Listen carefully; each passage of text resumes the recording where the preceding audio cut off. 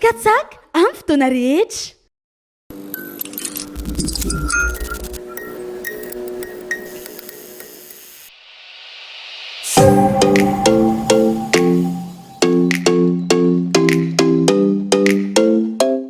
Ray kaza io hitanareo tonga io, efa tonga io zany. Ny hélicoptère efa tonga ihany koa, reo anankitelo reo. Fa ho avy eto ihany koa rehefa avy eo zany a, ny avion Cessna anankidimy. Mbola ho avy eto, zay hiaro ny sisin-dranomasina rehetrarehetra.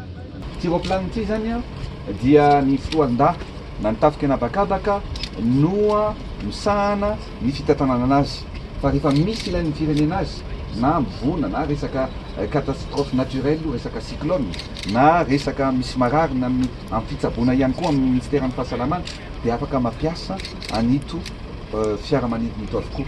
Volam-panjakana no noentina, vola malagasy fahaiza mitatatsika noentina manao an'izao famatsiana ny fitaovan'izao. Fa ty kaza ty ty moa zany dia karazana hoe lizine no atao amin'izy io, zany hoe alotsy kelikely mandritra ny 3 taona dia lasan'ny malagasy izy rehefa avy eo. Reto hitanareo reto dia santionany fotsiny fa ho hitantsika eny amin'ny marsy lehibe amin'ny fa 4 volana jona ireo ampiratina an'izy rehetrarehetra amin'ny fankalazana ny niverenan'ny